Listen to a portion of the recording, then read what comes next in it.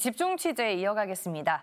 기업들의 통 큰 출산 장려금 정책의 세제 개편 논의도 급물살을 타고 있습니다. 윤석열 대통령의 주문에 정부도 적극 대응하는 모습인데요. 스튜디오에 나와 있는 보도 취재기자와 자세한 얘기 나눠보겠습니다.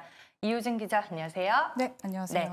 네, 먼저 출산 장려금 세제 혜택과 관련한 대통령 발언부터 정리를 해볼까요? 네, 윤석열 대통령이 기업의 자발적인 출산 지원을 활성화하기 위해 세제 혜택 등 다양한 지원 방안을 즉각 강구하라고 주문했습니다.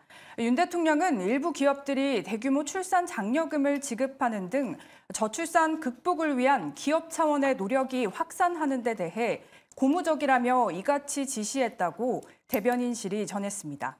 최근 아이를 낳은 임직원에게 1억 원의 출산 장려금을 지급한 부영그룹 같은 기업이 세부담을 떠안지 않도록 관련 제도를 정비하라는 취지입니다. 네, 부영그룹 얘기를 해주셨는데 출산 장려금 1억 원을 받는 직원이 세금을 도대체 얼마나 내야 하나 이 부분이 또 쟁점이 되고 있잖아요. 현재는 증여세율을 적용하는 쪽으로 방향이 잡혔다고요? 네, 그렇습니다. 정부는 출산 양육지원금의 세제 혜택 확대 방안을 검토 중입니다. 당초 직원을 대상으로 한 출산 장려금의 과세표준 구간에 따라 많게는 38%에 달하는 근로소득세 대신 10%의 증여세율을 적용할 수 있을지 논란이었는데요.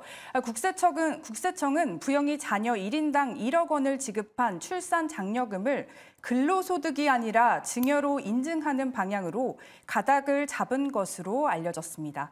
예를 들어 기본 연봉이 5천만 원이라면 추가분 1억 원에 대해 대략 3천만 원의 근로소득세를 내야 합니다.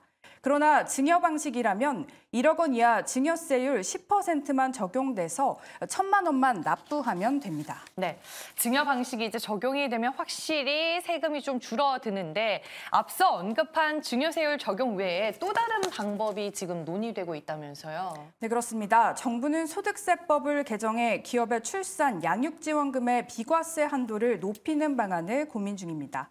현재는 기업이 근로자의 출산이나 6세 이하 자녀의 보육과 관련해 지원하는 수당에 대해 근로자 1명당 월 20만 원 한도로 비과세 혜택이 제공되고 있습니다.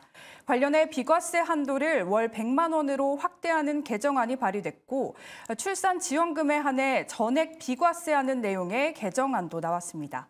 이외에도 결혼, 출산, 육아 지원금을 지급한 기업에 기업 규모별 일정 비율로 세액 공제해주는 법안이 발의됐습니다. 예를 들어 대기업은 지원금의 5%, 중소기업은 지원금의 20%를 세액 공제하는 방식입니다. 네, 이 출산 및 양육 지원금 비과세 혜택 규모에 따라 의견이 나뉘는 것 같은데요. 이 비과세 한도 인상, 전액 비과세, 이 기업 규모별 세액 공제 이렇게 크게 세 가지로 볼 수 있을 것 같은데 현재 정부의 입장은 어떻습니까? 네, 먼저 정부는 해당 법안을 두고 지원금이 대기업에 몰리고 있기 때문에 보다 신중하게 접근해야 한다는 입장입니다.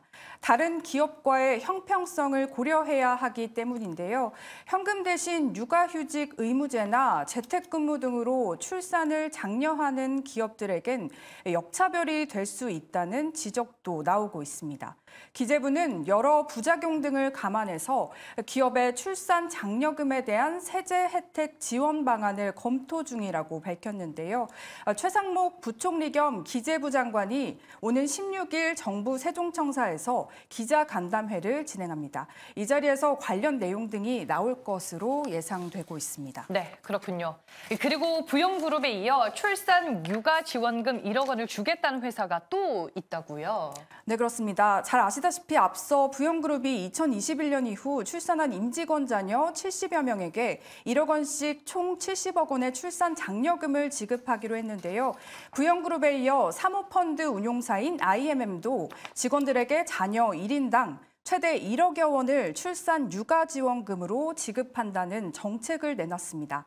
올해부터 출산한 직원에게 일시금 1천만 원을 먼저 주고 자녀가 취약 연령이 될 때까지 매달 50만 원을 지급하는 복지 제도를 도입하겠다는 설명입니다.